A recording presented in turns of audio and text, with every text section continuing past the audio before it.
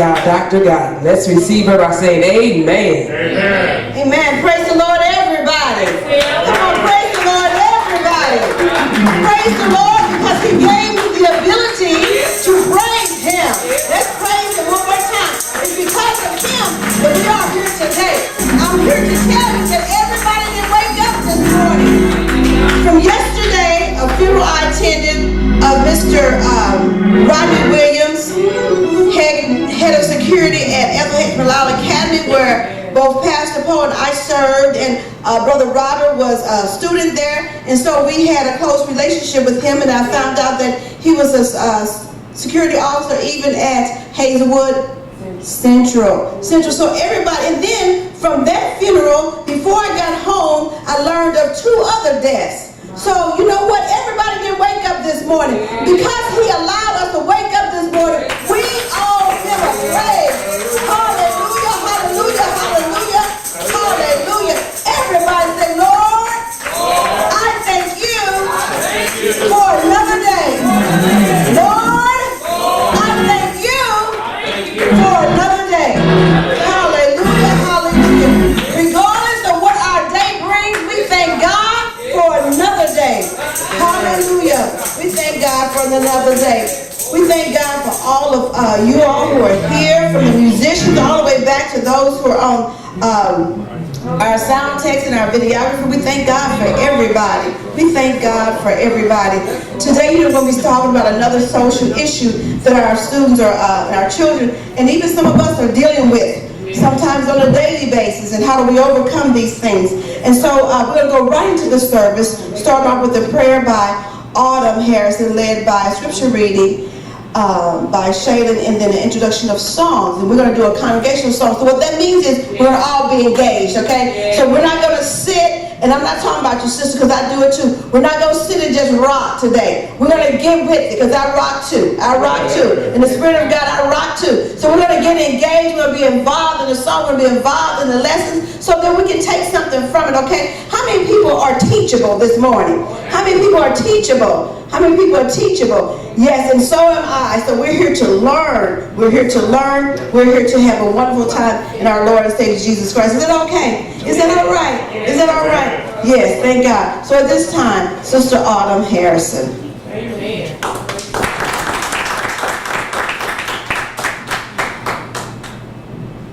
Please stand, bow your head, and close your eyes.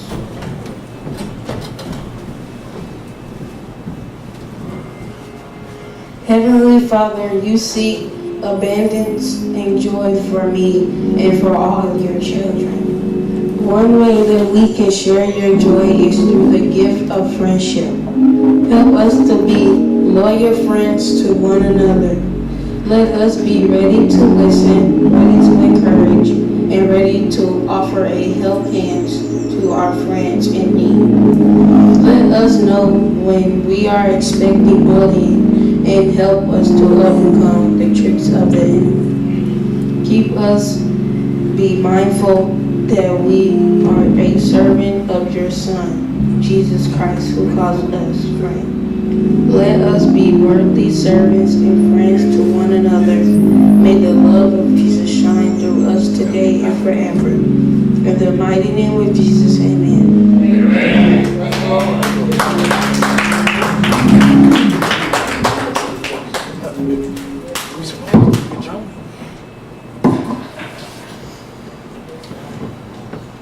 Please stand for the reading of God's holy word. From Psalms 51.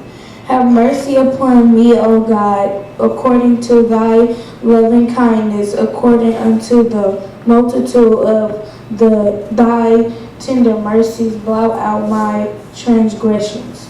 Wash me thoroughly from my iniquity and cleanse me from my sin. For I acknowledge my transgressions, and my sins is ever before me. May God add a blessing and the blessing to the hearers and doers of his holy word. Amen.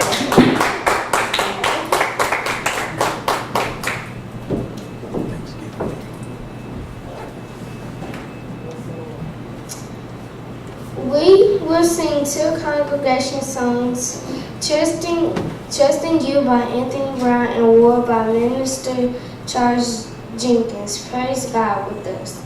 Amen. Amen.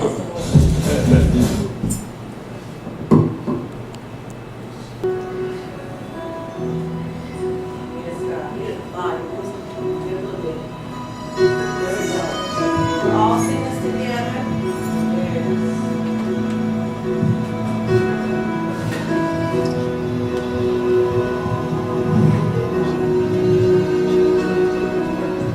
You did not create me to worry. Everybody sing. You did not create me to fear. You created me to worship daily. So I'ma leave it all right here. You did not create me to worry. You did not create me to fear, but you created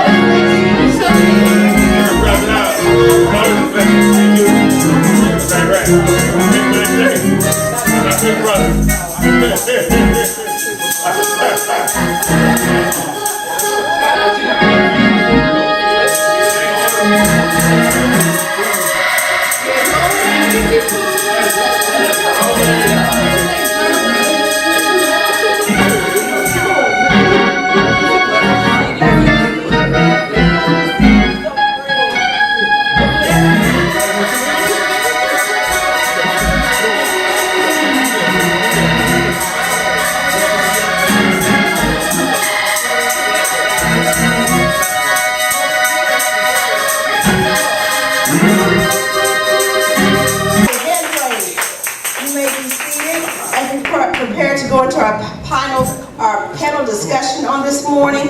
You know, we've been talking about, young sister, we've been talking about the social ills that are impacting the lives, negatively impacting the lives of our young people. And so this is our Young People's Sunday, and so we have an opportunity to continue on in that vein. So thus far we've talked about peer pressure, we talked about social media, the pros and cons of social media, and then last couple of weeks ago we talked about academic problems and how to advocate for yourself, because you have a right to advocate for yourself. And if you're not advocating right now, before this time is over, you're going to have to advocate for yourself. And so we talked about how to develop good studying habits so you can advocate for yourself. So today we're going to talk about bullying. And I don't know about you, but being a principal, I am tired of it. I am tired of bullying. I'm tired of kids thinking they're being bullied when in fact they're just being teased. And so there's a difference between being teased, not that it's acceptable because it's not, but there's a difference between being teased and being bullied. Bullying has a lasting effect, is very traumatic for our students. Look at the baby clapping back there. It's very traumatic. It's very traumatic. So I've asked Minister Joy to come in her own way. She has a set of questions that I'll be asking her, but let me just see what God has in store for us as He works through Minister Joy Wright. Let's put our hands together for Minister Joy Wright.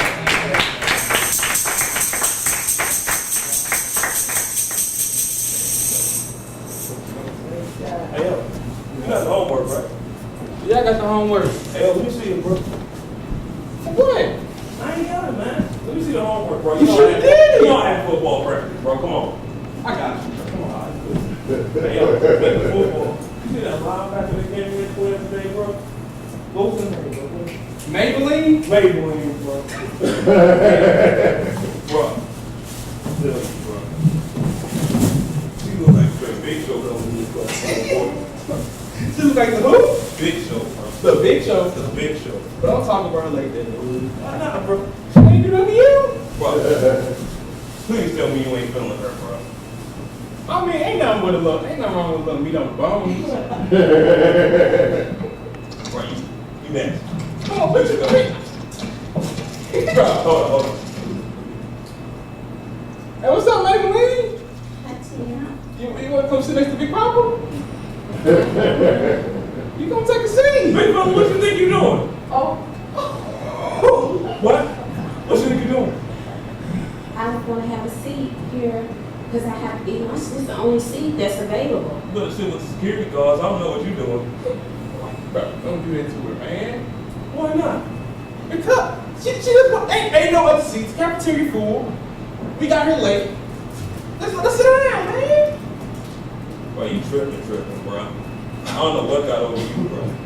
What got over you? Bro, look at him. I am looking at him. You look like a snack. Boy, you look at whole Thanksgiving meal, bro. Hey, man. And you talking about me like I'm not here or something. You still here? You better stop when she hit you. Oh, bro, that'd be hilarious, bro. I can see it on the news. Straight Ferris after high school. Oh my God, bro. Just woo. Well, you gotta stop this, man. Is that your book bag, Maybelline? No, it's not my book bag. What is it? It's a bag. It's just a bag. You just took your books out of it, though. Oh. I'm into recycling. And it's easier to fold up so I don't have to go to my locker and put my books up in the locker. Get out. Get out. Bro, Bro, I'm hungry. bro. I'm about to lose my appetite. For what?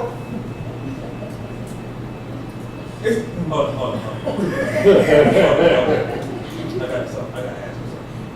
Hey, Maybelline. You gonna eat your beans and cornbread? Don't have to tell me. I know what's here. Maybelline, you ain't gotta go nowhere. I'm just gonna go You somewhere. ain't gotta go nowhere, Maybelline. This is a seat. This is heavy for 3, not 6, bro.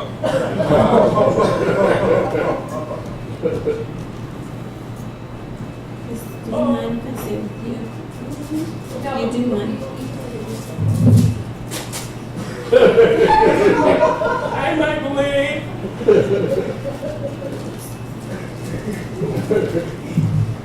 I'm sorry. Go get you, bro.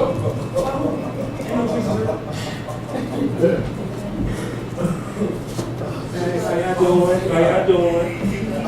Hey, I'm Maybelline. What's it? Give me back my juice. That's the only one I have. You can go and get your own juice. This is me. Give me back my juice. Somebody come look at this.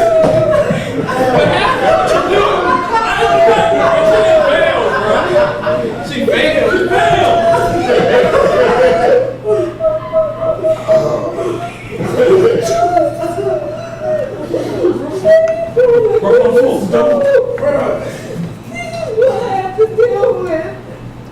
Everybody makes fun of me. I'm not supposed to eat. They don't know what I go through just to get this food. What you talking about? Hey, wait. Hey, what you talking about? Go get your girl, bro. Bro, you gonna get over this stuff.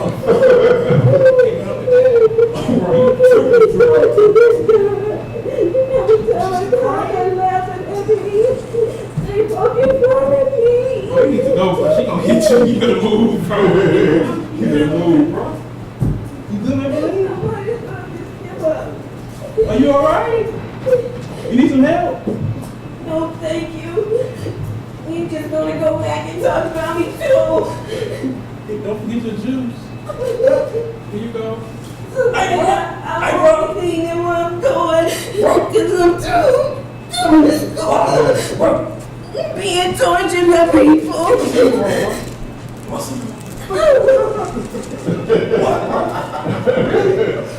Like, really? Ain't my problem, bro. That wasn't no me, bro. Okay.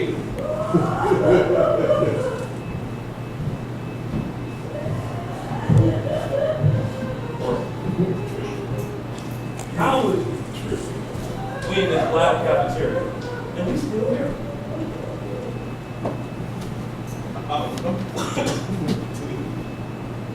You straight. I ain't tripping, bro. Yes, you are, bro. You got me hot. I'm sweating, man. Bro, not my problem, bro.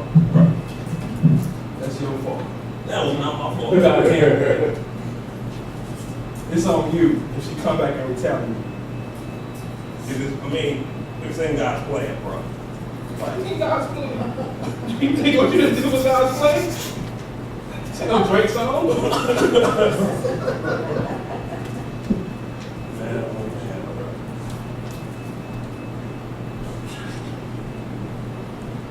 What y'all looking at?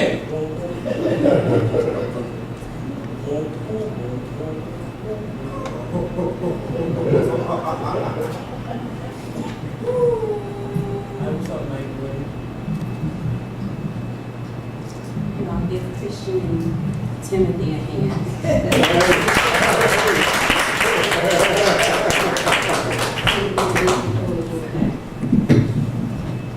All right. Did that look familiar to anybody?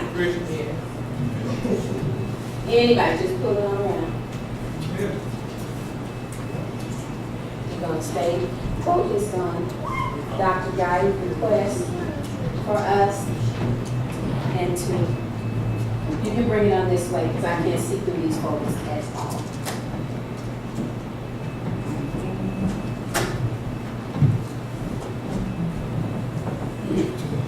Yeah, just lean in. It should be safe. All right.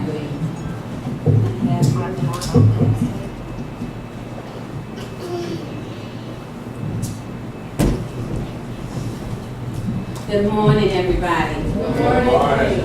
Did I leave something? Okay. You all can hear me pretty well, can't you? Okay. Awesome. I start by saying thank you to Dr. Guyton for allowing me to come and share today. I want to immediately put in a disclaimer.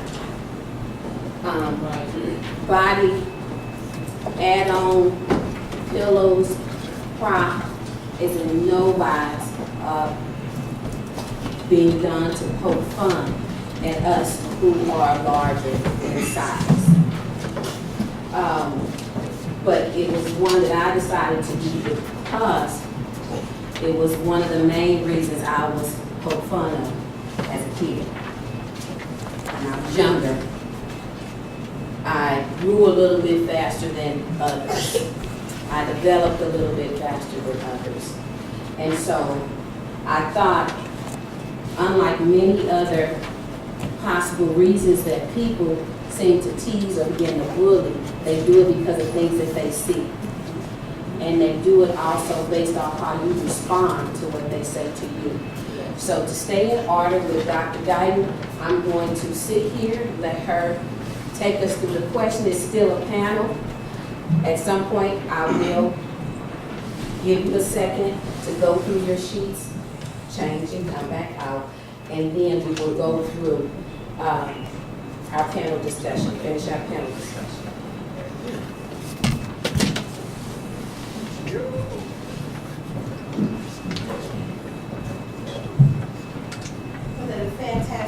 Fantastic skit, even though we understood the content of it, not to be one that is favorable among saints. So we're going to start the discussion off by, the panel discussion off by asking a series of questions.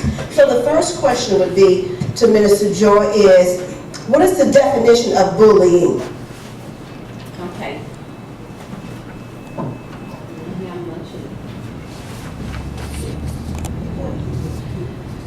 Merriam-Webster would describe bullying as abuse or mistreatment of someone vulnerable by someone stronger, more powerful, etc. The actions of behavior of a bully. There's also a little bit more thorough definition given by Richard Donegan in an excerpt that he provided for bullying and cyberbullying, the history of statistics, laws, and prevention of analysis. It said the word bullying can be traced back as far as the 1530s. In its most basic sense, bullying involves two people, a bully or an intimidator and a victim. The bully abuses the victim through physical, verbal, or other means in order to gain a sense of superiority and power. These actions may be direct, hitting, verbally assaulting, face-to-face, etc., or indirect, rumors and gossip. Are there any statistics that speak to us about bullying in the home, the school, the workplace? There is.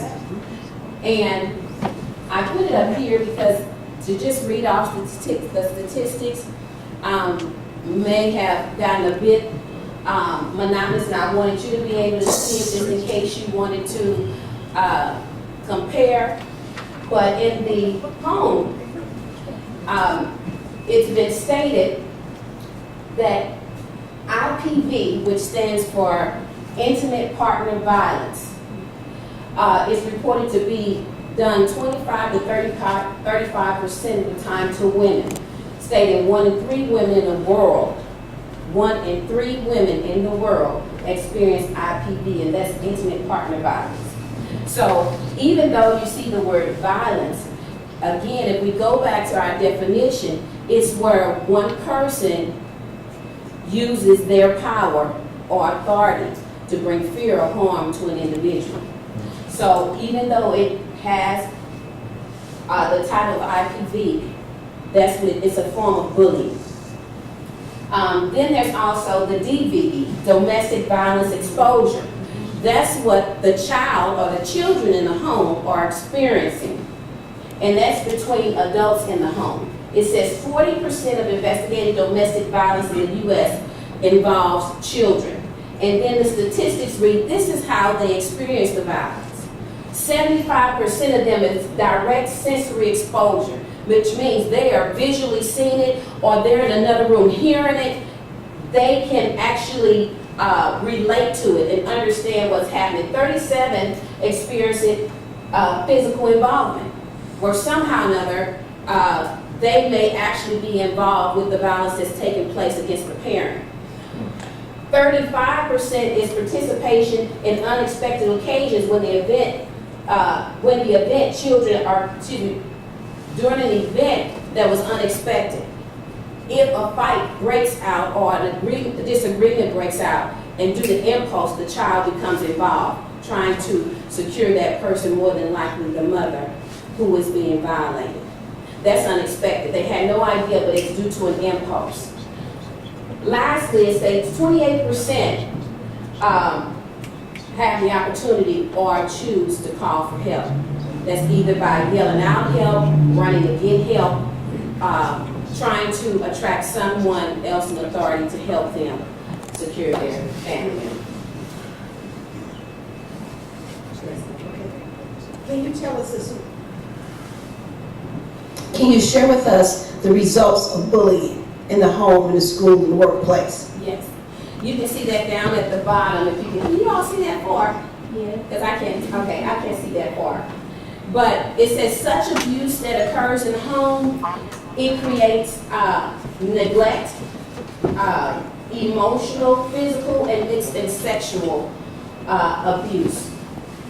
It actually has percentages. There was a breakdown that 16% of children were neglected. That meant that they were left to be not be properly fed, malnutrition, not cared for. Another form, although they're calling it abuse, but it's a form of extreme bullying, where someone is exerting their authority to cause harm or pain on another individual.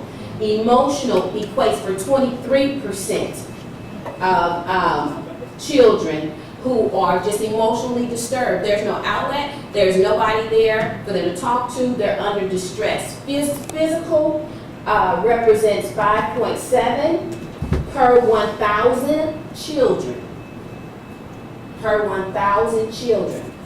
So, for example, I think Hazelwood Central High School has 2,500 or 800 students, something like that.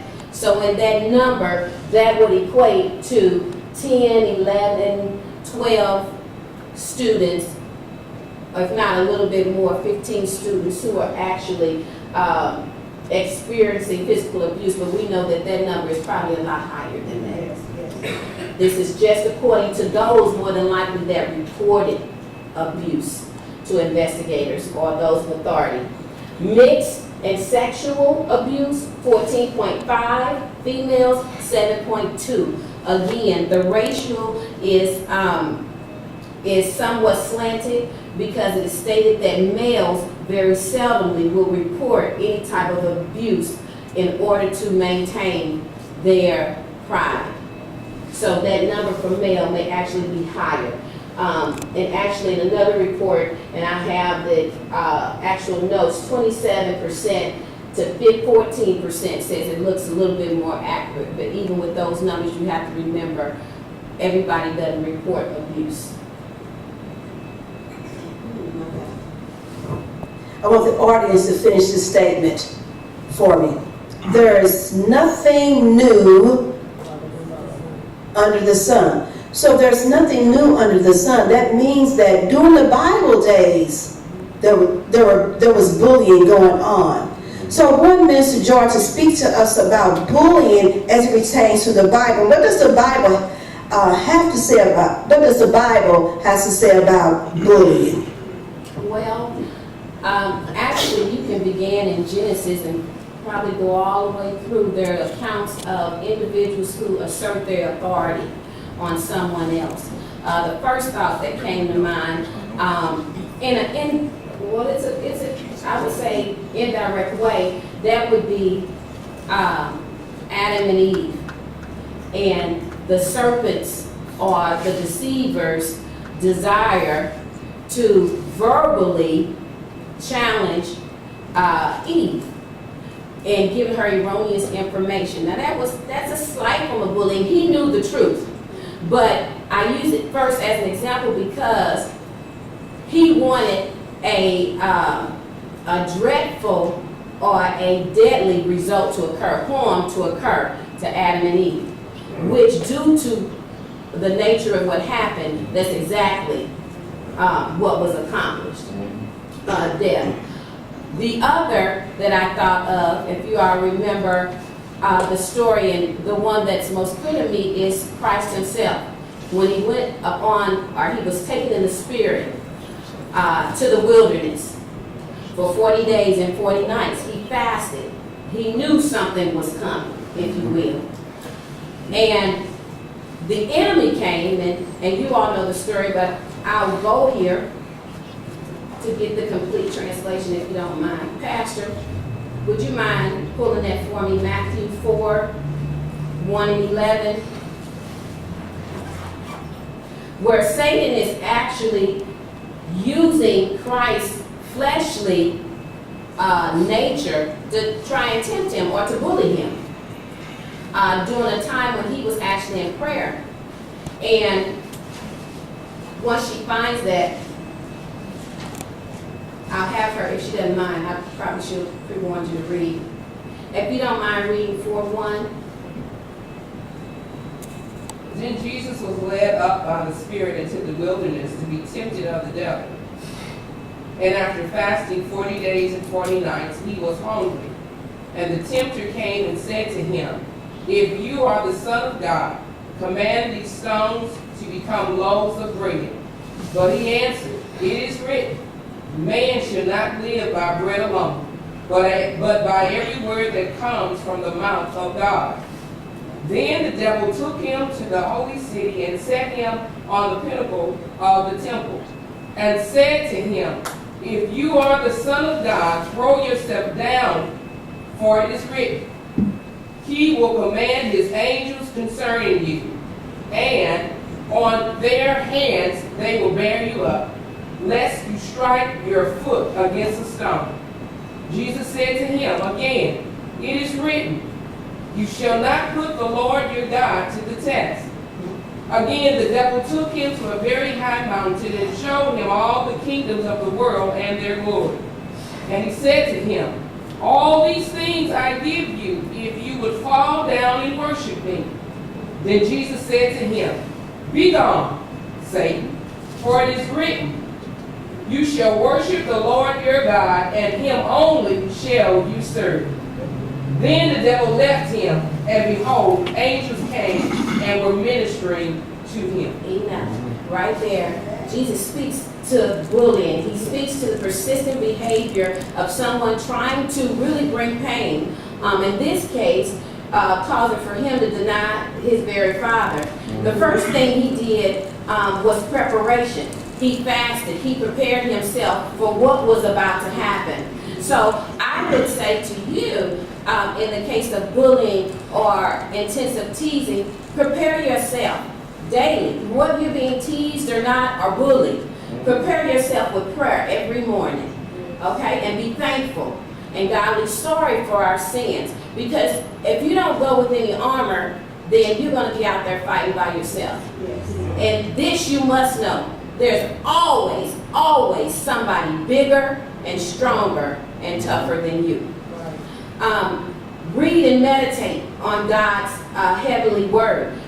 In other words, Jesus quickly responded, not with a challenge so much that off of his own. He said, have you not read? He went back to the scriptures. God charges us to do the exact same thing. We must go back to his word. In his word, it tells us who we are. That we're strong in the Lord. To trust in the Lord.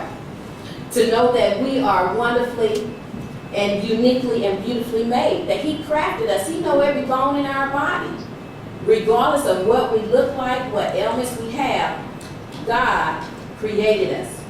Know what the Father says about you. He values you in Acts 10:34. It also says, Jesus came back and basically said, he said, throw yourself down. You're going to be caught. He says, you don't tempt God. He said, I wouldn't tempt. That's a command. And especially this, don't respond or give answers to fools. They're going to reject it anyway. And that person is acting in a foolish manner to desire to bring harm to you for no reason. There's something going on with that person. Resist Satan's tricks to get you to come down to his level. Don't give him any satisfaction with an explanation. More so, be prepared.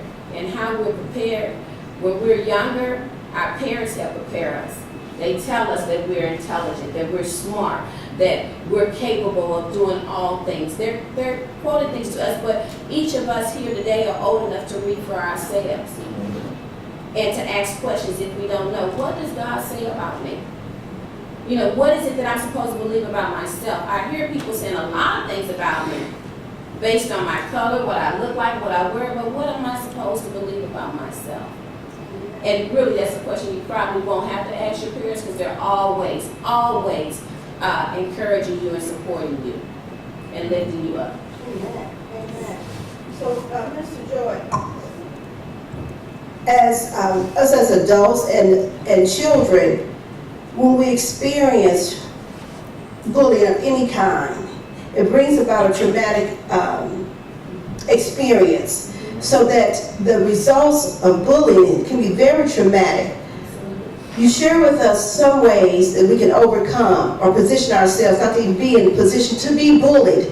But can you expound upon what are some of the results of being bullied, those traumatic experiences, and then can we overcome those traumatic experiences? Can I go back, Dr. Guyton? I missed a very important point on here about home bullying. Outside of parents and children viewing bullying, there's an abuse between children and adolescents. So younger and then older siblings. And it states that they too can bully through and cause emotional and physical along with sexual abuse. And what we're finding, and that for a sibling could be natural siblings, it could be step siblings, or it can be, you know, merged non-blood siblings. And it noted a very important factor that incest can occur consensually. Sometimes we may want to think that the eldest child coerced the younger, and it could be possible. But we just want to make individuals aware. Sometimes we want to jump on that older person. But in a home that is where children are experiencing violence, it says many times those children confide in each other and nurture each other with this type of behavior to bring comfort in a hostile environment. That sounds crazy, doesn't it? But that's a reaction that can occur. Some of the results of bullying, which I kind of skipped over, it says girls internalize a little bit more and boys external with aggression, but it says girls internalize by being hypervigilant. That means they're extra sensitive. They always alert. They hear a noise, or they see a man, or they see somebody coming towards them. Whatever their attacker looks like, they become extra sensitive. And can you imagine being on guard 24 hours a day? These children don't sleep because they're sleeping with one eye open because they're afraid. So now their nerves, it has physically affected them. They have flashbacks. Diminished concentration in school, depression. They go to substance abuse, suicidal ideations, ideas of suicide, how they would do it, how they would complete it, anxiety, eating disorders. Did you hear her crying over in the corner? They don't know my story. Well, when I look at different programs that are actually doing life stories, many girls, and some men, but many girls began to eat to become unattractive or to protect themselves or put themselves in a position where they would assume that they would not be wanted by anybody. And so eating disorders, weight problems, poor performance in school. Also, suicide in Missouri has become the third leading cause of death among youth and young adults between the ages of 15 and 24. So, I'm sorry, I know you asked me another question, but I had skipped those, and it's necessary because you said, how do you stand up to bullying? One of the first things you can do immediately is your posture.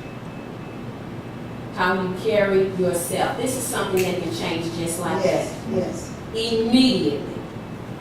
The average person who is being picked on, may I ask the audience? Yes. What does their demeanor look like? What do they look like? Unconfident. Okay, not confident. But What does that look like? What does that look like? Their body position. What's their body language? Slow down. Slumped Yes. over. Like she was eating. Looking down when you walk. Immediate correction or crossing your hands. This is a defense. In psychology, they teach you that's a defense. Meaning, in this instance, I don't want nobody in my space. I'm protecting something. That's right. An immediate correction for girls and boys. Just myself. Don't I look more confident? Yes. I look a mess, but don't I look confident? Yes.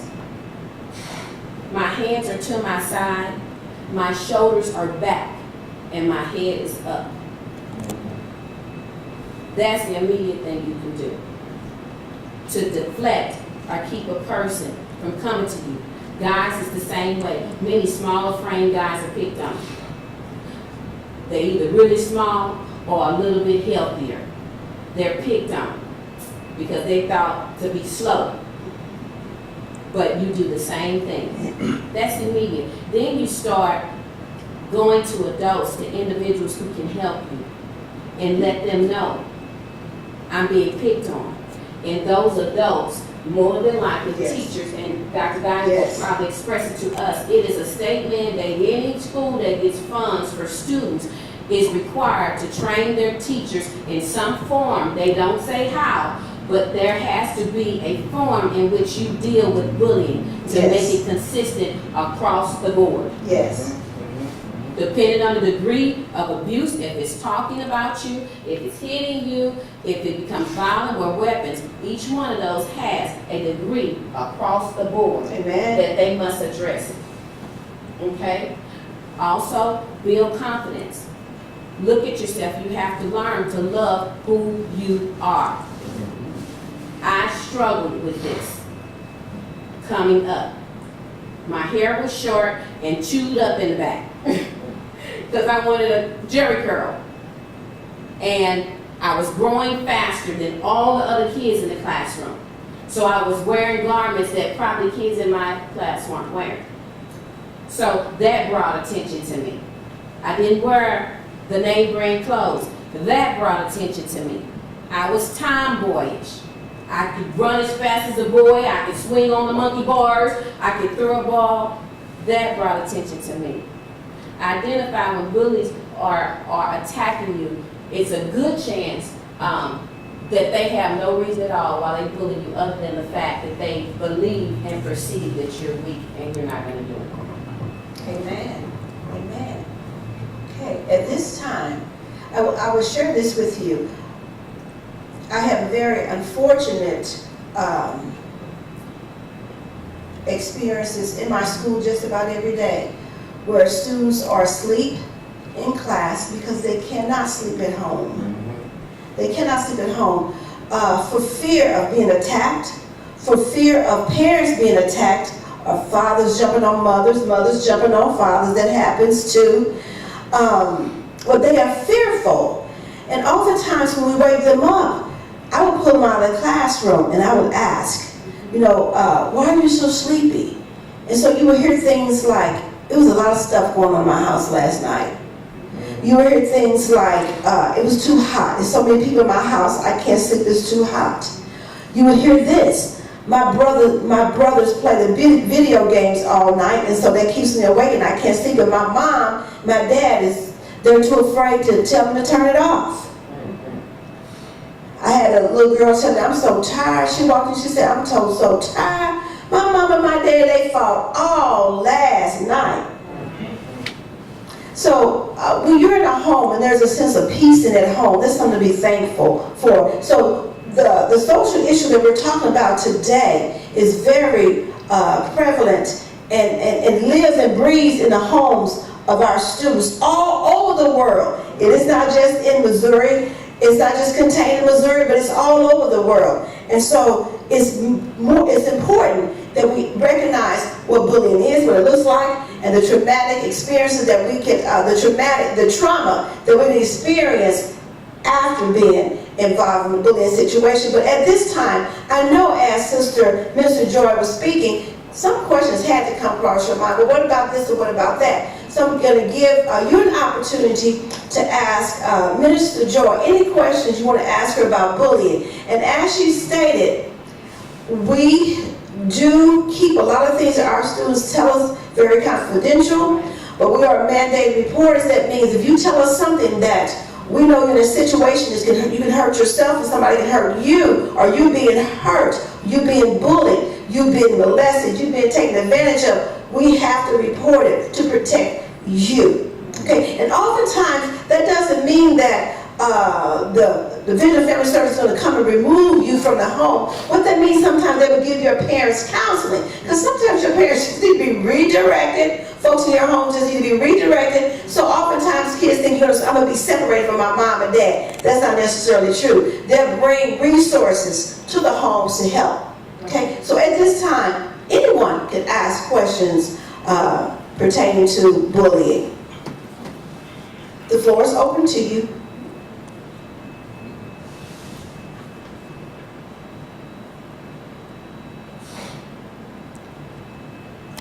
Brother Jones, any questions? Any questions? Anyone? Sister Autumn.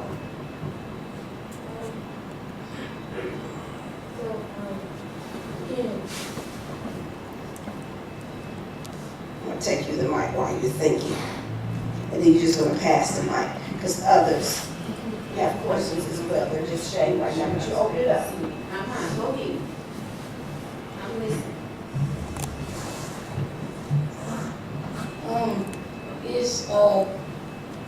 Is neglect called bullying? Is neglect in the home is a form of it. So the question was, in the home, how is bullying represented, or is it represented at all?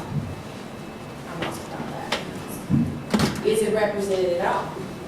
And so, yes, in the home, neglect is a form of a person in authority using their power to negate or not to provide care for children in the home. Let's also define neglect. Neglect is not when you want something, your parents say you can't have it. Right. Neglect is not when you want a bowl of ice cream, your parents say you can't have it. Neglect is your parents keeping you from those things that you need, life-sustaining things like food. A parent refuses to give you food for 5 to 6 days. That's neglect. A parent decides she's not going to let you take a bath for over a month. That's neglect. Okay, but not getting those things that you want the newest Jordans, that's not neglect. That's not neglect. That's a parent using wisdom and realize there's more than one child in the home. Okay, so, but there are children, I'll tell you, Autumn, who are being neglected. You know, and sometimes when you sit next to people in school, you have no idea what they're going through. And some of them are going through situations where they're being neglected. They don't have sufficient food. They don't have adequate clothing. They come to school dirty. And I know you have to see they come to school dirty. That's a form of neglect. Mr. Joy, you want to add to that? Actually, what occurred today, I was sharing with my cousin through marriage, Miss Kennedy. I went to pick her up and I decided to wear what I was wearing because I wanted to be reminded of what that felt like and what people feel like. You know, your car seat only go back so far. How it was very uncomfortable. I was winded, even though this is just a prop. I was winded. And so I can imagine a person who is suffering from obesity for whatever reason, in most cases because they are abused or are being teased or whatever, what they suffer and go through. Yes. Well, I got out the car and I had this vision when Dr. Guyton asked me to come and share. I said, well, sometimes children, because they've been neglected, they haven't had a bath and they don't smell very good. Well, I get out the car and step right in a pile of dog poop. And I said, well, that's about as close as I'm going to get to smell. But I realized I couldn't bring that into the church house. But that caused me to put on a different shoe, which, if I didn't have a different shoe, you would have started possibly saying, what's that smell? Mm-hmm. You know, and kids, people are not friendly. It's you stink, you know, but it wasn't me. I stepped in dog poop, but all of wiping and scrubbing on the grass, the smell was still on me.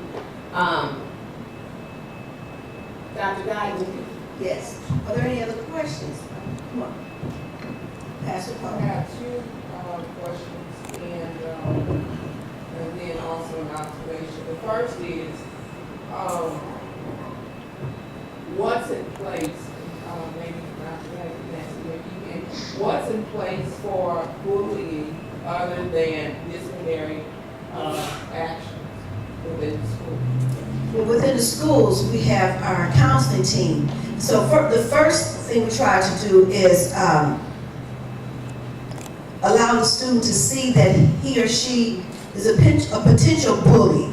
Okay, we don't come right out and say you're a bully, but we want them to see, and then we try to provide counseling. Then if counseling doesn't work, we go to more severe consequences. But it's not tolerated. Bullying is not tolerated at Northview. Isn't that right, girls? We don't tolerate bullying. So we address it right off the bat. Also, is there a thin line or a distinctive line between, and you talked about this, teasing and bullying? And so is it kind of fuzzy, or is there a distinct cutoff? This is teasing, that is bullying. Or does it somehow a little hazy and a little gray there, where you're looking at it, depending on who's looking at it? What is it? Well, there's a distinct difference according to Webster. And it says teasing is an act of making fun of or repeatedly bothering a person or even an animal. Remember how we had dogs and we used to tease them with the, you can tease a dog, you can tease a hamster, you can tease anything. But the difference is it's usually done by a person in a friendly way. Psychologists and studies that were shown stated that teasing is usually originated by a person that may actually like the individual. But in the little quick skit, could you see the difference in who was the bully and who was teasing? Yes, Christian was the bully. Christian was the bully. Thanks for that. Christian was the bully. He was inflicting crime. He was snatching stuff from me. He was throwing stuff at me. He was verbally discharging me, talking about me. Timothy, he was saying things like, you want to come sit voluptuous, you want to come sit next to Papa. It was almost a form of flirting, although he was speaking about my physical attributions. But he also kind of took up for me when Christian was talking about me. So the way you can identify teasing quickly, usually the victim or the person being teased has control of the situation. Because a teaser is really looking for a reaction. If they like you, that's really, depending on who around, if it just, you and a few people, they really want you to respond in a kind way. If a teaser come up and say, oh, you are, I see them big thighs or something, and it may be something that you don't like. You don't have to, your big ears. But if you say, you know what, boy, yeah, they so big, I can hear all that crap you're talking about. Depending on how you respond to him, it'll be in closed case. Right. If you start crying, it may give reason for him to still continue or her to continue to tease because they didn't get the response they wanted. They weren't smart enough to realize all you had to go is say, hey, Susan Q, I like you. But instead they did something, now the person is offended, and now they are actually reacting in a way that says, oh my God, how do I correct this? But they only know to keep doing what they're doing, if that makes sense. So teasing can ultimately end. It can be a little bit, but it's not meant to bring harm. Usually a person, if they're confronted by a principal or somebody, they'll say, I'm sorry, I didn't mean that. It don't take much to end it. But bullying, a bully will bully a child. He'll bully the teacher. He'll bully administrators if they let him. Not her school. But there are some teachers, and that gets to workplace bullying. There are some teachers that will ignore a bully because they themselves don't want contact. They'll tell the child, look, you'll be all right, get some tough skin or something. Or they'll try to move the child who was being intimidated or victimized, they'll move that child to another class. Well, that provokes the wrong feeling, if you will, because now the victimized person feels it was my fault. You took me out of my area. They're the ones at fault. They're the ones that need to be removed. But I also, as Dr. Guyton said, when bullying occurs and if there's an adult around, it should be addressed immediately. In the presence of everybody, that it was, if you got a crowd of witnesses, they stop they contain, if there's no weapons or, imminent threat, they make that student identify their own, apologize, and then start with whatever levels. But if you don't do that, they say if you just simply remove a child that's causing pain and is failing for 10 days, you have done nothing. They're going to come back with a vengeance. And they, in many cases, will come back with more because you didn't correct the problem. You didn't do anything to reinforce or to have that child acknowledge. They also said that with children, depending on what grade level, you can have that child write a report. You can have that child, a form of punishment is they go third period, free period. They write a report, they have to go to every class, free period, and give a 5-minute lecture on being kind to somebody, how to respect others' space, and so on. Because you're trying to correct a behavior. And usually if the child doesn't talk about it or get a chance to express it, it's going to continue. Amen. And also the difference is teasing sometimes is funny to you. Yeah. Bullying is never funny. Bullying is never funny. In fact, when we talk to people who think they're been victimized, we base where they were bullied based on their responses. So if they say, I laughed, then you knew. Your instinct told you that it was bullying, it was teasing. But if it's a lasting effect and if you want to do something harmful to yourself, that's bullying. So if a person takes, I want to go home, I want to kill myself, that's bullying. I want to destroy something, that's bullying. And whatever whatever the bully said to you or did to you, you will remember it for the rest of your life. Teasing, you may not remember for the rest of your life. But bullying, you will remember that for the rest of your life. Amen. Anyone else? The other comment was, the comment is that perhaps for anyone who may not understand, that bullying is not just in the schools among children, but it is, and I see you have that in the workplace, the government, Yes. high levels of government, and even in the church. Yes, yes, So, yes, yes. I just wanted to, and I know it's hard here to run our children, but this is not just a lesson for our children, it's for us adults as well. Amen, amen, yes. We're all included. Sister Janetta, please share something. I have a question in terms of how do you train individuals to be sensitive toward the individual who has experienced the bullying. Sometimes people, because they think they're tougher, or they'll say, like when I was in school, people tried to bully, but it couldn't be me because I wouldn't let that happen to me.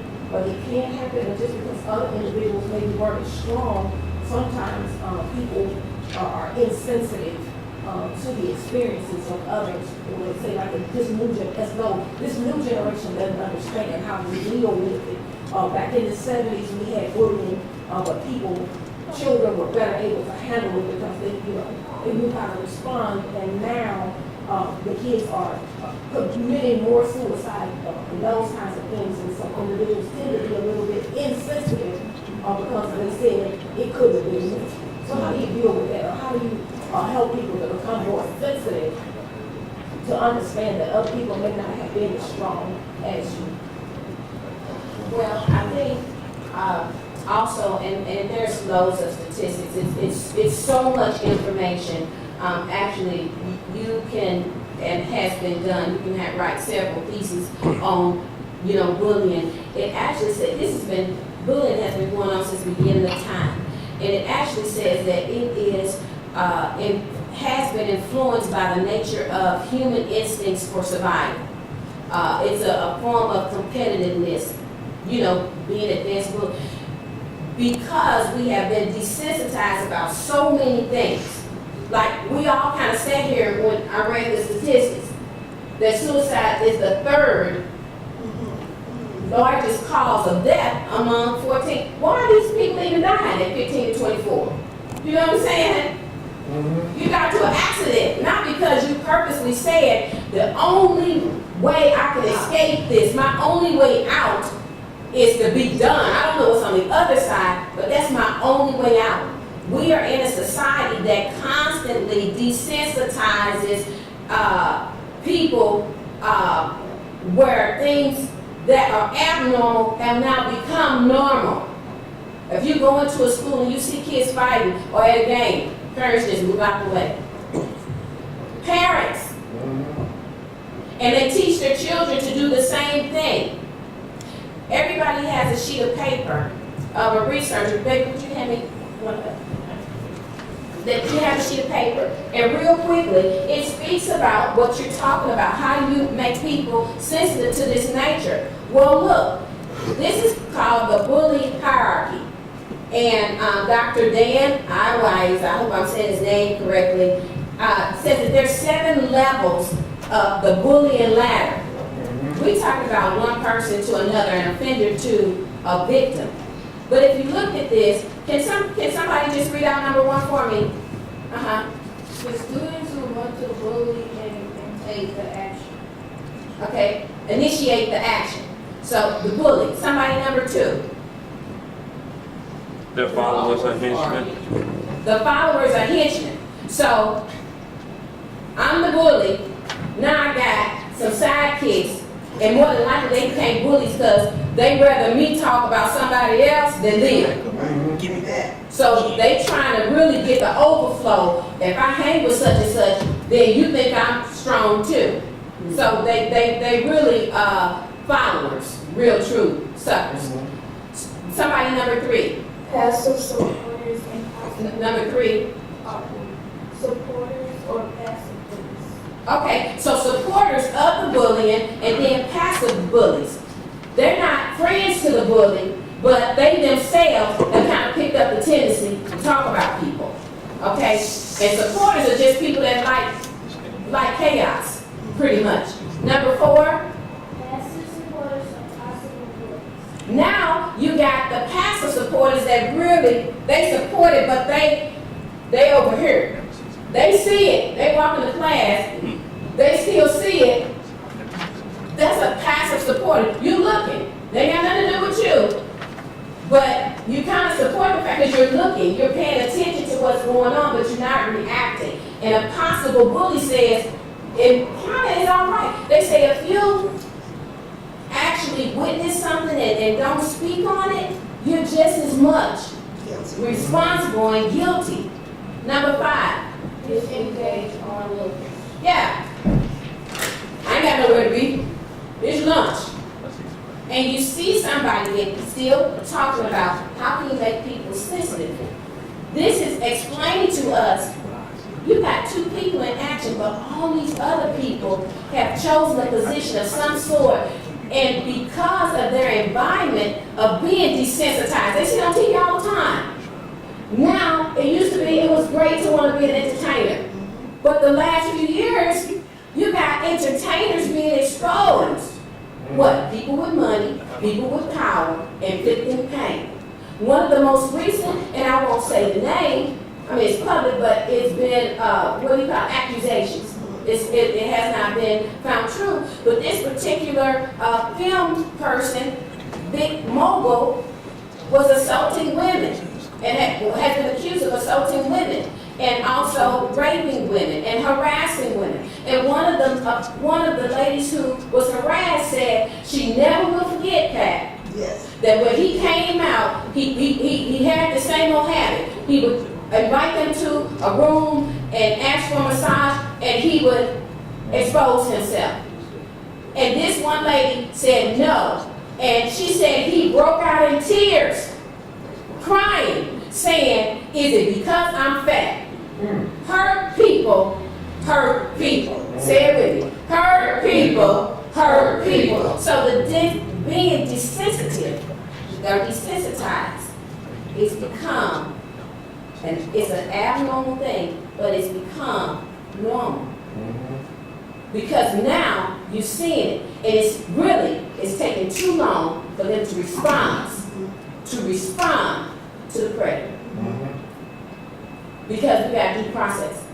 But it is taking too long because you think it took him that long to do what he did to the person and to keep doing it over and over and over, and he knew of his wrong because he started giving them hush money. He called it hush money and had them sign a form saying, you can't go tell this now. I'm going to pay you for the wrong I've done to you. That's the society we have. I can afford it, I can do it. So my suggestion would be for us, to our children, don't just throw them over to society. That's why we come to worship. That's why we learn about the Bible. That's why we learn what would Jesus do. That was something more, but that question was asked a long time ago. That's why he asked it. I would die for you. Yes. Not I will, but I did. So basically, Jesus is giving us the roadmap on how to treat people. You know, he don't take no favor or has no joy in the acts of a fool. And all in Proverbs, it tells you what's going to become of a fool or a person that sit and wait to do harm to other people. They will be destroyed. Amen. So, to make us more sensitive, the schools are now using programs again so that they can maybe also, all the schools in Missouri, depending on if they pick up the program again, it's mandatory that they protect them, but it's not mandatory how they put the policies or what they do. But more schools are implementing programs that teach about it. They have assemblies. The principal on first day of school introduce her or himself and say, this is not tolerated. And then they don't just dwell on that, they start teaching things like this. Outside of race, and African Americans are the most bullied. And those statistics is African Americans, whites, Hispanics, then Asian. In that order. After race, the next group, if you will, of children who are mostly bullied are those that have handicaps of some sort or mental disabilities. Is there another proper way to say mental disabilities? Or mental challenges? Mental challenges. And what the schools are doing to help those students, they are creating a buddy program. So that child is never in the hallway, never at lunch, never in vulnerable places by themselves. The person goes, they bathroom pass, a teacher or assistant of the same gender will go in and wait for them. But that's a way to make people more aware. There's a problem. Yes. There's a problem with this. So, and also teachers, even I believe in Jaden's class at the school that he's in, the teachers are asking the students to do more projects together so they can begin to see value in one another. And so there's less time for individuality and more collective thing. You need me, I need you. We can't do this. So they're trying to implement ways that would host a community environment. And basically for any child who is experiencing, most children who feel like they're being bullied, they begin to isolate themselves. They do it for protection. They won't go to lunch. Some of them won't even go to school. The LGBT is, I said that outside of race, but it says 75% of the community of individuals who are still uncertain or certain, depending on how they say it, have been bullied in their lifetime. Yes. In the workplace, it says 300 last year, in 2016, it was reported that 360 million, and we're talking about adults, missed work in 1 year span due to sick days. And it wasn't a doctor-stated injury. It was from headaches, it was from insomnia, it was from not being able to sleep because of stress created by bully bosses who commit 72% of the bullying in the workplace. Yes. And Sister Janetta, if I can add to that, what Minister Joy shared with you about insensitivity and how we can become more sensitive to people who've been bullied or teased or any type of abuse of what nature. One thing I've learned in my research and my study is sometimes people want to tell and they just want to be assured that what they've gone through, they didn't cause it.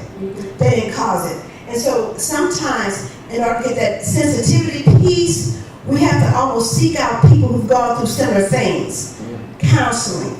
Because if I've never been through what you've gone through, it's hard for me to be sensitive to what you've gone through. If I've lived in a house where my dad was abusive to my mom, I can be sensitive to you as you've gone through some things.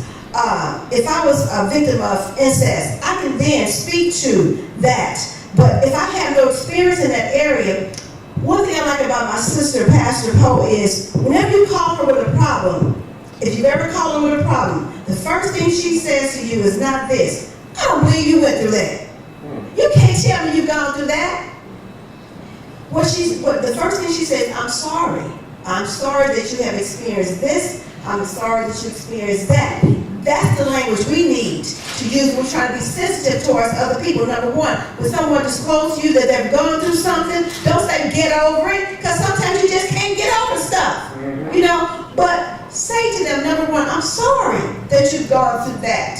Not, girl, I don't believe that. I know him, I know he won't do that. I know her, she won't do that. You don't know people like that. So in our efforts to be sensitive towards other people that have gone through things, is number one, say I'm sorry. Number two, if you haven't been through what they've gone through, see if you can connect them with somebody, even a counselor, a certified counselor, to see if they can help them to get over this thing. But ultimately, here it is. But ultimately, after you seek help, ultimately, you got to say to yourself, I'm no longer going to allow this thing to run and to ruin my life. I'm going to have to find a way to get over it.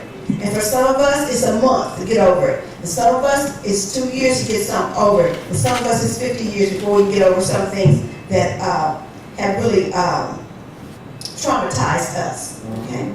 So at this time, we're going to bring it to a close. We're going to have our final thoughts by Minister Joy, remarks by Pastor Poe, and then Pastor Poe, you'd be so kind to dismiss us. So our final thoughts from... My final thought was on that sheet that you have experienced recently in the past that you can remember. Where you saw bullying or even asked which were you? Were you the victim? If you were not, do you remember what position you held?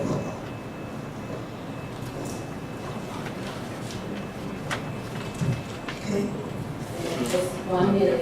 Just 1 minute? Sure. Yes. I'm gonna stop talking so you can think and write. If you're writing, that means you're thinking. Yeah, it's just a circle or a check mark or a number. But it is our prayer that none of us are bullies or bullying one another. And the things that God allowed you to go through in life, guess what? It's not about you. He's allowing you to go through those things so you can be a testament or a testimony to someone else that you can overcome this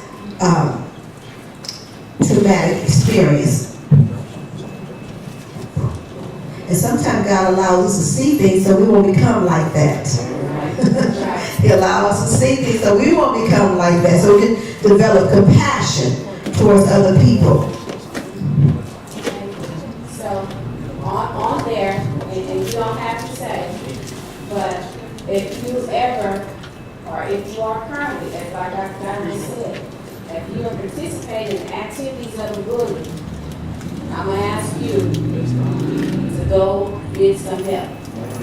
Yes. If you're a child, talk to your parent. If it's something that's a result of what's going on, talk to another parent.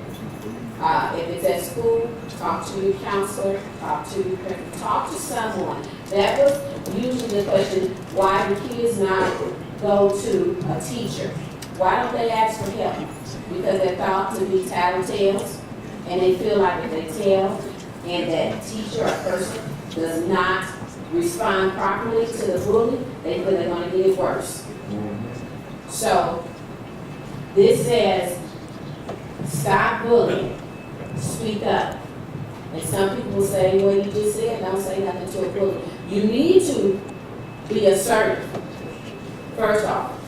If somebody is bothering you, that they're doing something you don't want them to do, and it will say, well, you don't tell a bully stop.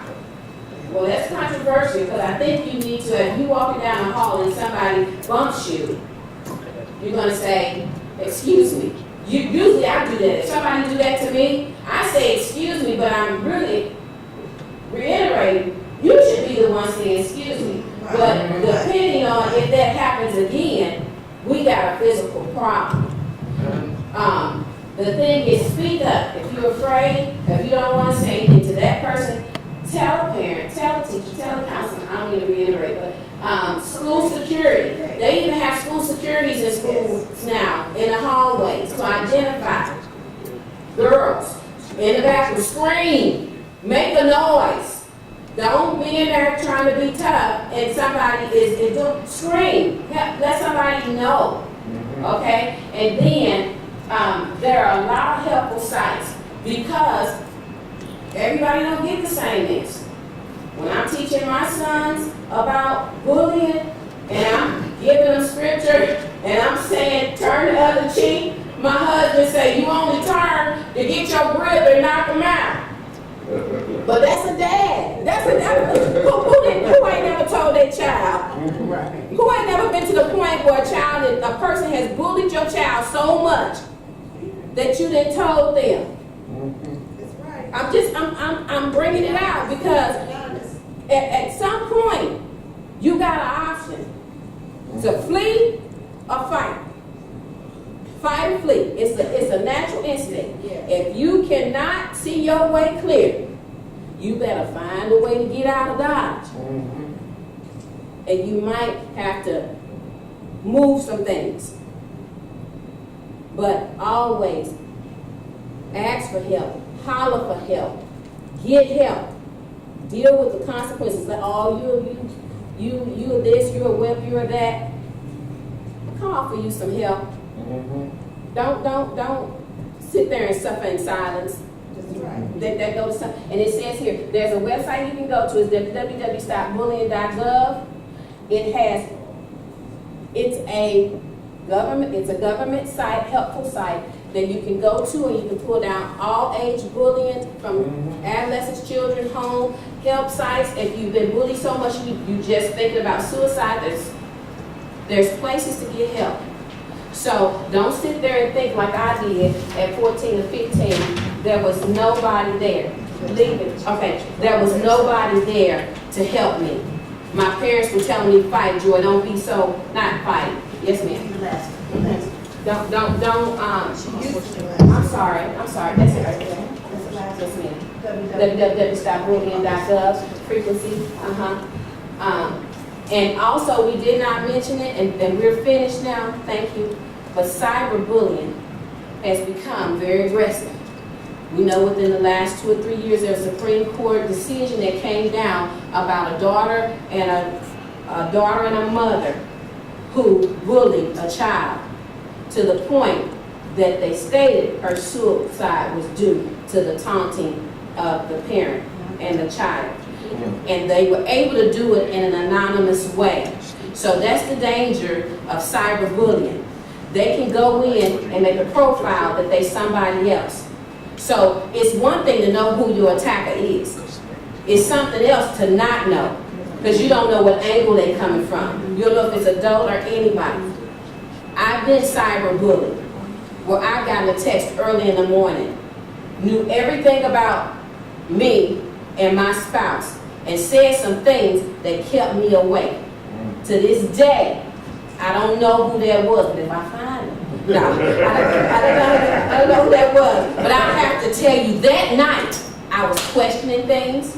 I was asking questions. It could have even created a problem within my home. But cyberbullying is serious. So parents, watch your children. Again, see what they're looking at. Watch them, have a conversation with them when they come in. What's wrong? Why aren't you eating today? Why you don't want nothing to eat? The teacher called and said your attention is off. What's going on? Children usually begin to withdraw when they're afraid and when they don't have an answer. So let's pay attention.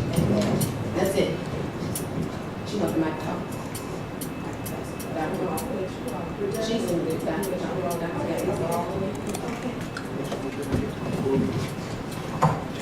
Did you all get anything from the lesson? Because we'll stay here till you get something from the lesson. Yeah. Is everybody gonna give me a nod? You received something from the lesson? Either you can use it for yourself. They're just ready to go. Either you can use it for yourself, or you can use it for you can use it to share with someone else. Okay, because we never know what position God is going to allow us to be in to be able to help somebody out. But again, one thing that she did say about bullying, which is absolutely on point, and that is to change your posture. This is anything you're going through in life. You're going through anything in life, sometimes you have to change your posture in order to make it through. Did you all enjoy the lesson? Okay, very good. Did you all enjoy the skit? Yes, and that happens all the time. So we thank God for our actors back there. They did a fantastic job. So my sister here did a phenomenal job. The history, the stats behind bullying. But one thing, we don't want to be a bully. I was talking to Sister Joy. Oftentimes, bullies don't even know why they're bullying.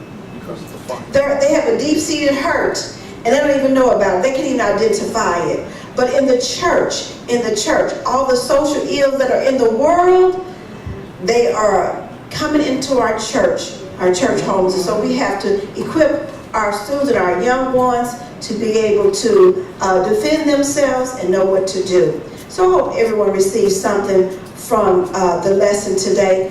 Brother Robert, did you want to say anything? Brother, no, I received the lesson. You received it, very good. Brother Jaden, do you want to say anything? Okay. Sister Renee? Miss Kennedy, anything? Okay. I'm not going to leave you out, brother. Okay. Brother Cleo, you have anything you want to say? Okay, now when I was in school, bullied. They called me church boy. Okay. Right, because I was quiet and I was meek.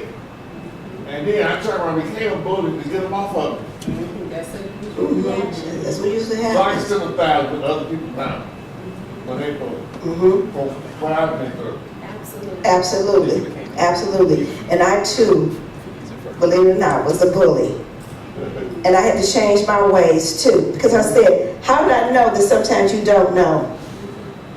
There's some deep-seated stuff in your life that you don't understand, and you'll start fighting out. And sometimes it's not even what you went through, it's what you saw, which caused you to be a bully. I'm fighting everybody, I'm taking everybody down. But I thank God for Jesus. I thank God for Jesus. Thank God for Jesus that He has converted us, He's changed us. We're on the other side, so we can lift up other people. So everybody all over the building, stand.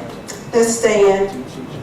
Because we're so grateful to God for dropping this in our spirit to have panel discussions to make the teaching and learning more relevant to what our kids are going through, because they are, you hear this cliche-ish, that they are our future, but they are. And if we don't equip them,